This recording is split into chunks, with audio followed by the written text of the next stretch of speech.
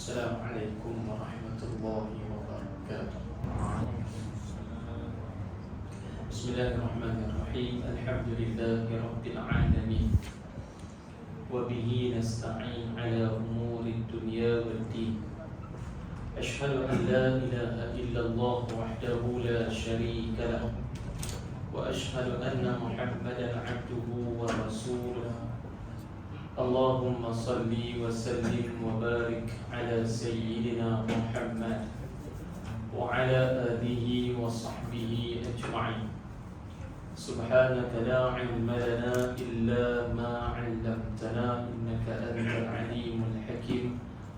Rabbi shrah li sadri wa yassir li amri wahlul 'uqdatam min lisani yafqahu qawli, amma ba'd. Alhamdulillah, syukur pada Allah Subhanahu wa taala kesempatan pada malam ini Allah Subhanahu wa taala bertemu dengan kita di dalam majlis ilmu. Mudah-mudahan kita semua dirahmati dan dikasihi Allah Subhanahu wa taala. Insya-Allah malam kita sambung masalah 124 atas daripada masalah tu. Qala faman islamu, qala syahadatu an la ilaha illallah wa anna Muhammadan 'abduhu wa rasuluh. Hadis ni kalau kita baca takat ni dia tergantung sebab apa? Sebab hadis ni dia bersangkut dengan kita baca boleh lepas. Apabila Jibril alaihi salam, ini hak boleh lepas tuan-tuan. Apabila Jibril alaihi salam main dengan rupa orang lelaki-lelaki, daripada hujung rambut sampai hujung kaki berpakaian putih, daripada hujung rambut sampai hujung kaki putih, rambut dia hitam, janggut dia hitam, rupa dia sengok. Kata Sayyidina Umar, riwayat hadis ni, dia kata lelaki-lelaki ni aku tak kenal dia, aku tak pernah tengok dia, aku tak kenal dia, dan tak nampak tanda-tanda macam dia ni orang yang bermusafir jauh. Pelik dia ni, siapa dia kami tak kenal. Rupa-rupanya dia tu Jibril alaihi salam.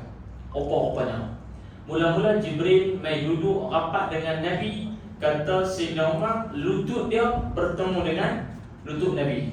Dia cekak paha Nabi. Kemudian dia kata, Muhammad, apa dia iman?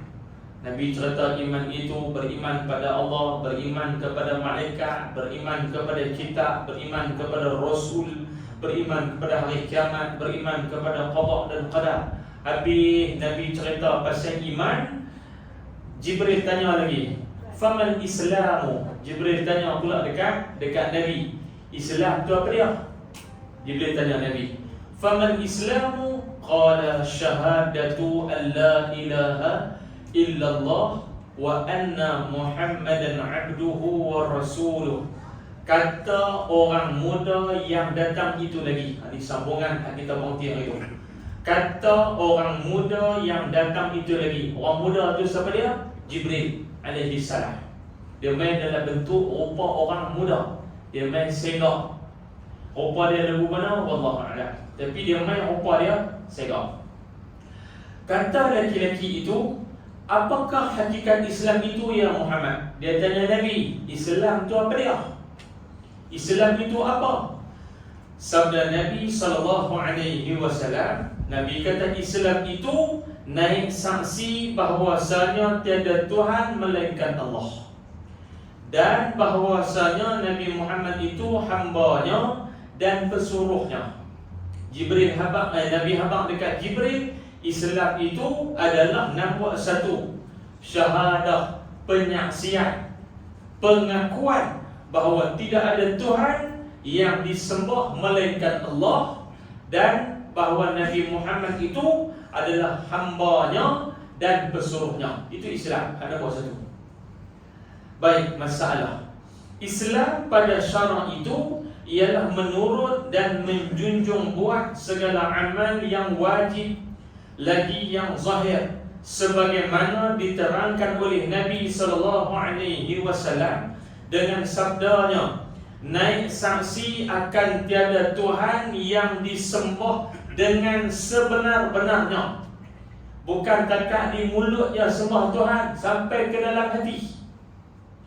Dan kata wujudnya Allah Ta'ala itu, dan sebenarnya di dalam wujud melainkan Allah Subhanahu Wa Ta'ala. Maksud betul-betul beriman ni, betul-betul mengaku ni, dengan maksud kata percaya bahawa tidak ada Tuhan yang disembah dengan sebenar-benarnya, dan Tuhan yang sebenar-benarnya tidak ada Tuhan yang sebenar-benarnya wujud melainkan Allah Subhanahu Wa Ta'ala semata-mata. Tak ada hal lain, tidak ada Tuhan yang lain pada Allah Ta'ala. Dan bahawasanya Nabi Muhammad sallallahu alaihi wasallam itu hamba Allah dan pesuruhnya. Dan hendaklah percaya dengan hati segala yang tersebut itu, yang dikatakan mengucap dua kalimah syahadah itu, percaya bahawa Allah itu Tuhan, tak percaya dah hal lain. Tak percaya dah Tuhan lain pada Allah, tidak percaya dah unsur-unsur alam, tak sembah api dah, tak yakin dah dengan makhluk, melainkan yakin dengan Allah Subhanahu Wa Ta'ala. Inilah keyakinan yang sebenar-benar yakin. Dan dia kata hendaklah percayakan dengan hati segala yang tersebut. Macam saya sebut tadi lah tuan-tuan, iman ni bukan takat duduk di mulut saja, dia kena jarak masuk dalam hati. Baik, hal itu nombor satu. Dan sabda Nabi sallallahu alaihi wasallam lagi, wa iqamis salah, dan mendirikan sembahyang 5 waktu, dan mendirikan sembahyang 5 waktu. Hal itu Islam. Islam ni apa dia? Sembahyang. Mendirikan sembahyang 5 waktu dengan mendatangkan segala rukunnya dan syaratnya. Sembahyang tu rukun dia bagi betul, syarat dia pun bagi betul.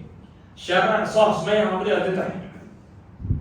Antaranya suci pakaian, tempat sembahyang, dan batang tubuh kawah sembahyang itu daripada hadas dan daripada najis. Yang dikatakan pijak, cicak, batal wudu tak batal, sembahyang batal.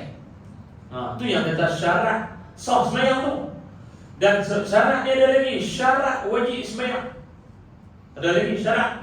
Yang tadi syarat sah sembahyang. Hal ni syarat wajib sembahyang apa dia? Antaranya sempurna akal. Islam tu satu. Antaranya lagi sempurna akal. Sempurna akal. Kalau gila, tak wajib sembahyang. Tak sempurna akal, tidak wajib sembahyang. Nyanyuk, tak wajib sembahyang. Sembahyang Isya 2 rakaat berhenti. Lepas tu dia sambung pula. Dia ada nyanyuk. Tapi dia selalunya tuan-tuan, hak nyanyuk ni rajin sembahyang, hak tak nyanyuk ni pendidikan sembahyang. Selalunya macam tu. Selalunya tuan-tuan, hak gila, tak sempurna akal, hak tu rajin main masjid, hak tak gila tak main. Nampak? Tu yang mak dia kata kat orang, tak kata apa benda nak kata. No? Muncul tak lah bulan ni. Nampak? Dia kata kat orang. Jadi tuan-tuan, tu cerita dia syarat sah sembahyang, syarat wajib sembahyang beza. No? Syarat sah sembahyang dan syarat wajib sembahyang. Dan segala rukun-rukunnya, rukun sembahyang tu ada 13. Ra'i semua rukun tu kena ra'i semua ke 13 rukun tu. No? Dan bertekun mengerjakannya di dalam segala waktunya. Yang dikatakan Islam tu sembahyang, dan bertekun melaksanakan semua 5 waktu tu dalam waktunya. Nah, dalam waktunya. Inna salata kanat 'alal mu'minina kitaban mawquta. Ayat tu tuan-tuan ada di jam. Inna salata kanat 'alal mu'minina kitaban mawquta. Tengok ayat tu dalam tu. Apa makna dia? Sesungguhnya sembahyang itu diwajibkan kepada orang beriman pada waktu-waktu yang telah ditentukan waktunya. No? Kalau saya tak tahu, orang tak tahu. Dia tulis ayat Quran dah. Yalah. Dia tulis tu. Dulu kalau tuan-tuan perasan, masjid dulu tak ada jam kuning. Dia ada jam hak jenis bulat tu. Tok siap, Tok Bilal lah pergi duduk kursi ni kan. Masa papan tu pun dia tulis dah ayat tu. Tapi tulis biar dia tulis ya. Dia tulis itu inna salata kanat 'alal mu'minin kitaban mawquta. Sesungguhnya sembahyang itu difardukan kepada orang mukmin pada waktu-waktu yang telah ditentukan. Sebab apa Allah sebut waktu yang ditentukan? Sembahyang ni dia bukan boleh ikut dan sembahyang bila. Tentang kalau rajin lagu mana pun lagi tak masuk waktu tak boleh sembahyang. Saya ingat tuan-tuan di depan saya ni memang rajin sembahyang lah, sunat pun sembahyang. Kira rajin ke tu? Kalau penyikan, sunat dia tak sembahyang lah. Dia sembahyang penyikan. Tapi kira rajin dengan sunat kumbuat, pantang dengar kata sembahyang sunat, semua nampak belakang. Kalau kita rajin terana pun, Aisyah masuk 8 suku, kan? Pukul 8 kita sembahyang Aisyah. Tak sah. Rajin. Oh tak boleh bosan, rajin. Mayang awal ni tak boleh. Tak boleh. Tak? Sebenarnya jamak dia cerita kan? No? Tapi hadis ni rukun dia, syarat dia dan dilakukan dalam waktu yang telah ditentukan. Awal sangat tak boleh, terlepas waktu dia pun tak boleh. Cerita dia macam tu. Tu yang kata kefarduan sembahyang. Itu tak perlu cerita panjang-panjang. Kita dulu orang tu panjang-panjang. Bab sembahyang ni kalau habang kata kita baca bab sembahyang, mau kata mau gini. Pada bab ngaji lama dah dah. Bab sembahyang ni reti dah. Tuan-tuan, tu yang kau reti. Kadang-kadang bila kita belajar, kita jumpa, rupanya hadis aku tak tahu lagi. Rasa tak tuan-tuan? Tapi buat macam mana bila kalau mengaji bab tu, cuma kita mengaji bab lain lah. Saya ada satu ustaz mau nak masuk mengajar. Saya kata kat dia, mengajarlah bab fiqh munakahat. Kan? Nanti kita buat apa? Saya mengajar munakahat, orang tua-tua semua nikah dah. Mana tahu aku nak nikah lagi? Kan? Macam perasan tak abang ni jadi isu orang duk kan? Sah tak sah tu kan? Macam perasan tak? Benda tu, lama dah kita buat. Tapi, bila jadi isu, dia tu bagi juga kadang-kadang. Tak tak? Rupanya kena sebut nikah tu no? Kita mana kita ambil tahu dah. Jadi, skrip tu kita dah hafal. Ya, kita hafal turun-temurun 7 keturunan dah hafal skrip tu kan. Ya, kira antara yang akan kita warisi setelah mati kita skrip tu. Baik kat cucu. Esok ni hang lafaz nikah macam ni. Tok Wan dulu macam tu. Kan? Cucu tanya tok Wan berapa kali lepas nikah? 2 kali. Awak tok seorangnya. Seorang lagi ada di siap. Ya. Kata macam tu kan. No? Baik, tuan-tuan biar mati Allah Taala sekalian. Jadi pentingnya tuan-tuan walaupun kita belajar lafaz sembahyang, tapi kalau ada orang belajar dengar habis ya. Sebab kadang-kadang ada benda yang kita tak perasan, tapi pokoknya dia terbit masa tu. Baik, itu bab sembahyang. Dan kemudian sabda Nabi wa ita'iz zakah, dan Nabi kata memberi zakat, yakni menunaikan dia sebagaimana yang disuruh oleh syarak. Kemudian rukun Islam yang ketiga, mengeluarkan zakat apabila cukup haul, cukup nisab. Cukup haul tempoh setahun, cukup nisab tempoh sukatan nak kena bayar. Sampai lagi sukatan had dia tu yang nak kena bayar, tu dipanggil nisab. Kalau tak sampai nisab tak wajiblah zakat. Tapi kalau tak wajib zakat, dia nak keluar juga zakat. No? Tak cukup nisab. Dia ada mah dia tak sampai pun 85 gram. Mah yang dia simpan lah, mah dia simpan, dia tak pakai. Tak sampai pun 85 gram, baru 80 gram ataupun 84 gram. Tak cukup nisab, dia nak bayar zakat juga, boleh tak? Boleh ya tak? Boleh, tak ada masalah. Bayar, dia nak bayar, dah nak bagi juga. Dia tanya nak bagi. Bukan ada salah apa, tak ada salah apa. Bagi. So soal dia nak jadi zakat, tak jadi zakat, nak jadi pahala zakat, tak ada, Tuhan Allah Ta'ala. Tak. Kalau dia nak zakat, Allah nilai sebagai zakat, pahala. Tapi tuan-tuan, nak jumpa orang macam tu, 1 dalam sejuta pun belum tentu boleh jumpa. Ada ni dia duk kira 85 gram. Timbang tu kira 10 kati dia main timbang. Takut-takut kilo tu silap. Dia timbang kilo dia 85 gram. Pergi timbang kilo lain kut 84.9. Pergi cari tu. Ya tak? Macam nak cari betul-betul. Takut tak cukup nisab. No? Kalau tak cukup membayar pi lah. Kan dia salah apa? Dapat pahala sedekah. Paling wajib kan pahala sedekah tu dapat lah. Ya tak? Pahala sedekah tu dapat. Baik. Menunaikan zakat. Jadi orang Islam ni habis-habis tak ada tuan-tuan. Kalau tak bayar zakat harta pun sekurang-kurangnya zakat terah. Zakat fitrah dia bayar. Zakat fitrah ni tuan-tuan, kadang-kadang kita salah faham orang miskin, dia tak ada duit nak bayar zakat fitrah. Dia tak ada bayar. Orang lebih banyak ke dia. Kan? Orang lebih bagi zakat ke dia nak bayar apa? Dia zakat fitrah ni, orang yang wajib bayar zakat fitrah adalah orang yang ada apa nama dia panggil, bekalan yang cukup. Hari raya tu dia ada bekalan cukup, lebih daripada keperluan dia. Bagi raya tu kau ada RM2 tak tahu nak kena bayar fitrah lagi, dia tak bayar fitrah. Orang pergi bayar fitrah ke dia. Nampak? Orang bagi fitrah ke dia. Lepas tu dia ada banyak, dia nak bayar juga ikut suka dia. Nampak? Dia dapat duit, orang bayar fitrah ke dia. Lepas tu dia pun rasa macam tak lepas dia nak bayar juga fitrah, dia pergi bayar ikut suka dia. Tapi kalau pakat main lembut-lembut kat dia, kan dia jadi kaya. No? Dia pula pergi bayar fitrah pula ikut suka dia lah. No? Tapi kita dah bayar, semua pergi pakat tarik pakai resit semua, tak pergi bagi dah kat kau tu. Kan? Itu semua atas sebab apa nama peraturan yang tuan-tuan. Baik. Dan kemudian sabda Nabi, wa hajjul bait, dan haji akan Baitullah. Nombor 4, haji di Baitullah, yakni diqasatkan akan Baitullahil Haram kerana beribadah dengan beberapa perbuatan yang tertentu. Yang kata haji ni tuan-tuan, dia ada perbuatan yang tertentu. Nah, perbuatan itu ada masanya dan ada tempatnya. Tuan-tuan bukan boleh meletak tak tahuan. Meletak ada tempat meletak, ada waktu meletak, waktu dan masanya. Bukan boleh saja-saja nak pergi meletak. No, orang pergi buat umrah, ziarah manasik haji, ziarah tempat buat haji. Dia gerak tengok setan duduk tabak tu, dia turun-turun pergi duduk meletak. Pasal apa? Setan duduk dalam tu. No, dia bukan mengikut dah. Begitu betul lah tempat tu simbol meletak.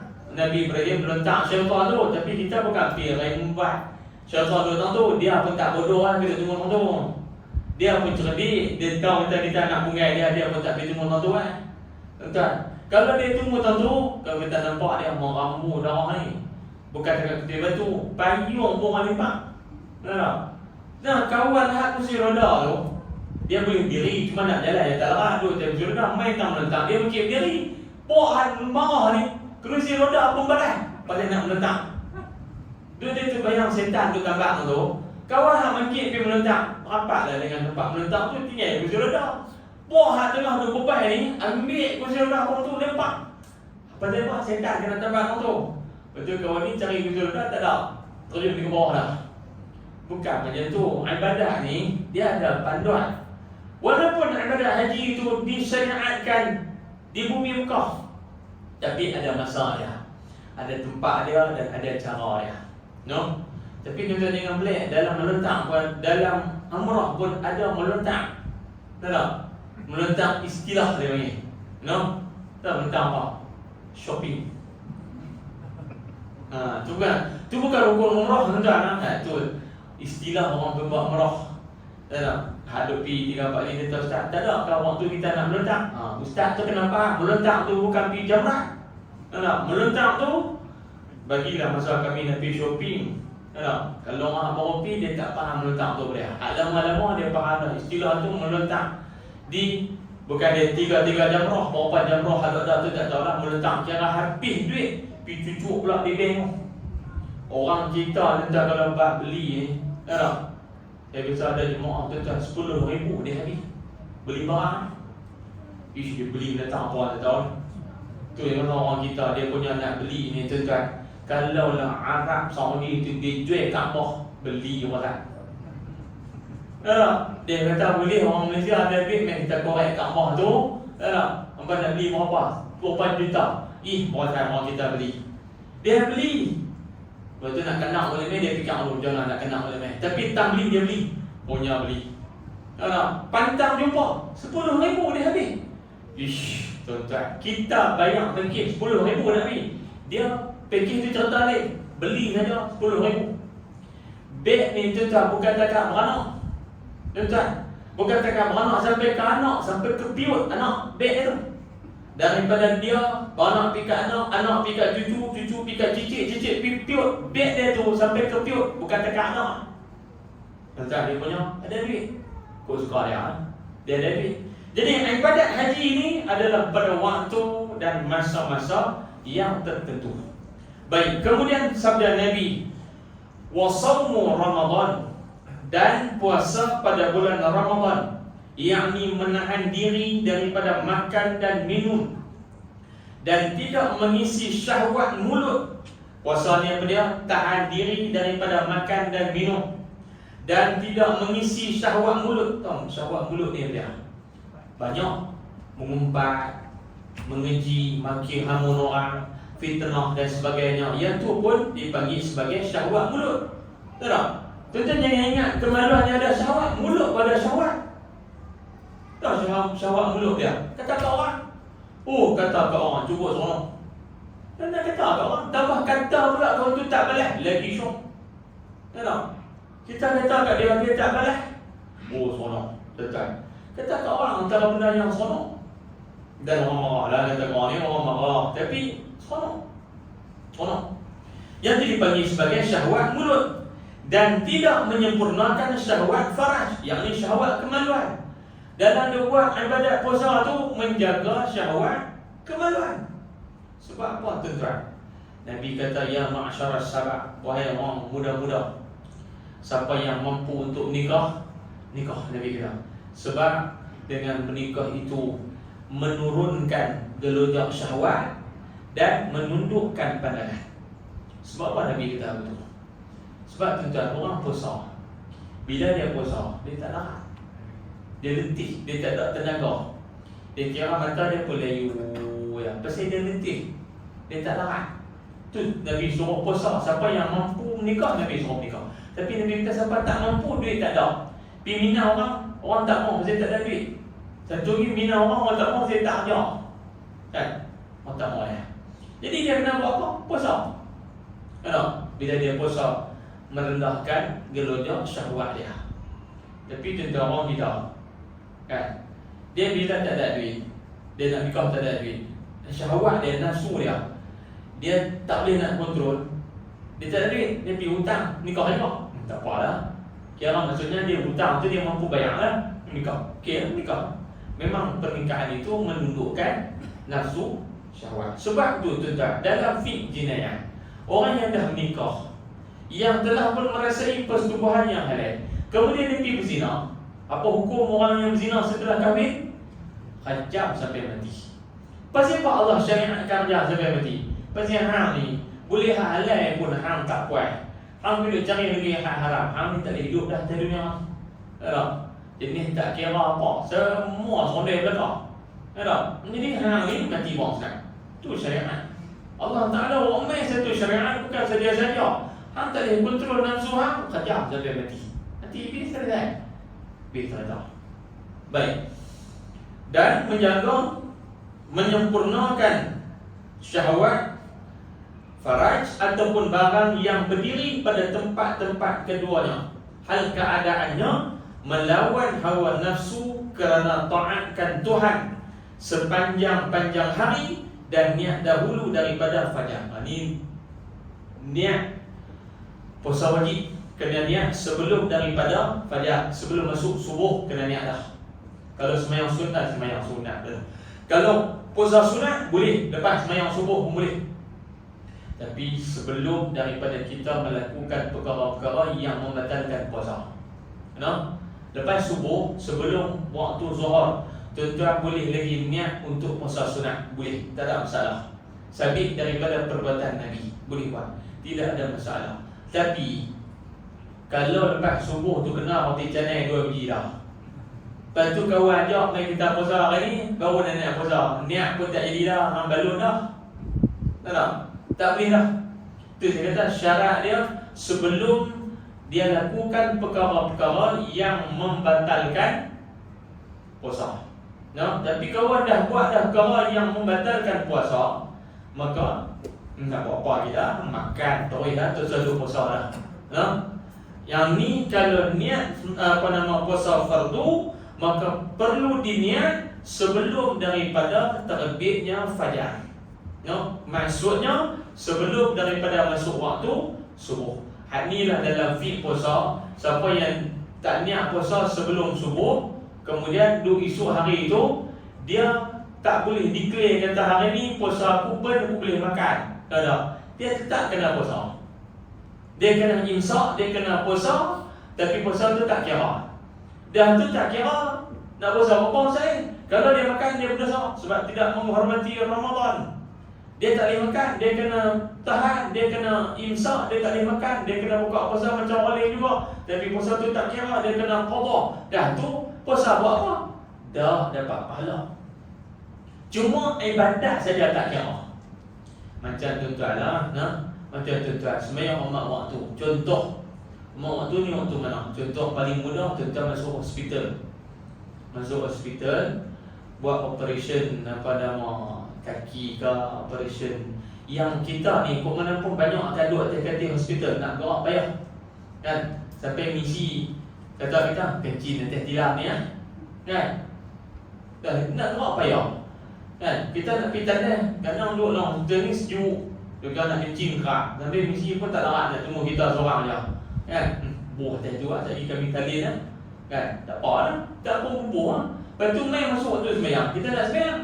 Sembahyang pula atas katil tu. Atas katil tu pula kita bubuh dah tadi najis. Tu nak kita jadi orang. Setengah orang dia kata dia duduk sengat, biar api, tu sudut sembahyang tu hantar tak? Dosa apa tu? Tu mazhab Syafi'i dia buat guna. Nah, sembahyang atas tu. Nun ayat kecil saya sembahyang. Dikira masa tu hormat waktu. Esok ni bila lega balik rumah apa semua, Allah balik sembahyang waktu tu. Masa tu dosa tak dosa. Dah tu dah kena qada. Sembahyang buat apa? Sembahyang tu pun dapat pahala. Walaupun sembahyang tu kena qada, dia sembahyang tu dapat pahala sebab dia menghormati waktu sembahyang. Sembahyang macam tu. Nanti nak kena ambil sembahyang tak? Dah kata mana waktu kalau tu tak boleh ambil sembahyang, pergi. Kalau tak boleh sembahyang tu lah. Pergi apa sembahyang tu kena qada. Tak? Sebab tempat dia tu tidak suci daripada najis. Tapi sembahyang dia tu sia-sia tak tuan-tuan? Tak sia-sia, dapat pahala. Cerita dia buat baik ni tuan-tuan, dapat pahala juga kok mana pun. Sama lah tuan-tuan duk sembahyang dekat-dekat nak habis tu. Dekat-dekat nak habis ada cicak perasan ada di kaki. Allah. Masa duk tahiyat tu terperasan ternampak. Allah, 4 rakaat dah. Keluar juga. Tapi 4 rakaat tu tetap dapat pahala. Tetap dapat pahala. Tidak ada ibadah yang sia-sia harus nampak. Tak ada sia-sia. Kalau dia terbatal sekalipun tuan-tuan, pahala dapat. Dan pahala tu dapat. Untuk sembahyang dekat-dekat nak tahiyat, sikit lagi ni. Lepas selawat nak terkentut. Punya duk tahan, yang imam pula. Yang imam pula lambat, dia pergi baca doa panjang-panjang pula kan sebelum salah tu duduk kawal habis dengan doa makan, tahu-tahu makan insya dia dah makan, dia kawal tu Allahumma barik lana fi ma razaqtana, dia balas terus tu. Lepas tu dengan Palestin tak Palestin semua tahu tu kawan ni duduk tahan itu dah, duduk tahan ni tangan petang ni duduk petang petang. Lepas tu pula tuan-tuan, injak tu lama. Dua tahan ketang-ketang balas. Bih mayang dah, nak ngatis mayang lain.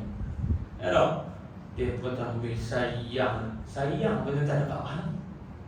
Sayang pun dapat pahala. Sebab tu imam. Dia bila jadi imam, janganlah duduk panjang-panjang sangat. Petuk-petuk badannya. Petuk-petuk badan. Ni sampai kawan ketak tak kira ada duduk tu. Goncang jari tu. Kawan sebelah tengok ni pasal apa ni nak syekh ke apa ke? Duk pasal duk goncang tu. Rupanya nak terkentut kan. Tak ada pornot bagi orang tu. Kawan dengan kawan sebelah pun mentai pasal gelap. Kawan sebelah habis satu sok tu habis. Dengan tutup imam pun sampai duk Palestin habis dengan dia batas ni. Tuan-tuan, dia buat main buat sembahyang. Saya tanya tuan-tuan buat tahiyat lah. Saya duduk semayang tepi anak 6 tahun 5 tahun tepi anak. Masa kita duduk baca tahiyat, jari duduk begitu kan? Saat ni bila main asyhadu an la ilaha illallah boleh. Kita masa duduk baca tahiyat tu dia pegang jari dia tolak naik. Dia tolak naik. Duduk begitu. Kenapa tu? Dia duduk semayang pergi kita. Dia ambil tangan dia tu, tolak naik begitu. Dia jangan sangat. Saya abang tu dia nak tergelak tak kira dah. Ampun. Tahiyat awal dah tu.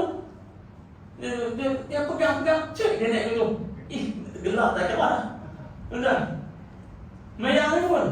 Tu yang kata ibadah yang kita buat itu semuanya perlu dilakukan berdasarkan kepada ilmu. Baik. Jadi dia kata tadi ni, hak puasa tadi tu, rukun Islam yang kelima tu. Puasa tadi ni niat sebelum daripada fajar. Itu kalau puasa fardu. Baik. Kemudian sabda Nabi SAW, qala famal ihsan. Habis tentang 5 rukun Islam. Demikian pula famal ihsanu, kata orang muda itu, maka apakah makna ataupun hakikat ihsan? Yakni hakikat ikhlas ataupun hakikat memperelokkan ibadah. Qala, kata Nabi SAW, an ta'budallaha ka'annaka tarahu. Sabda Nabi bahawasanya engkau berbuat ibadah akan Allah seolah-olah engkau lihat akan dia. Nabi kata maqam ihsan, maqam ikhlas ni dia macam ni. Kita buat ibadah ni, kita rasa Tuhan duk tengok kita. Kita rasa macam Tuhan duk ada di depan kita. Kira kita buatlah tak mana pun, depan orang ke, belakang orang ke, ibadah tu tetap sama. Depan orang pun macam tu, belakang orang pun macam tu. Ibadah kita tetap macam tu. Tidak ada beza. Kadang-kadang tuan-tuan, depan orang lain, belakang orang lain. Kadang-kadang depan orang ni, tuan-tuan, dia hantar Al-Baqarah, lepas Amin. Al-Baqarah, kami sakan Alif Lam Mim sampai innal ladzina kafaru sawa'un 'alaihim ayat 6 sampailah apa masaluhum kamathali ladzi sampai habis makmum belakang pening. Tapi kalau dia sembahyang seorang-seorang, inna a'tayna dia kerak doa, orang berduduk langsung.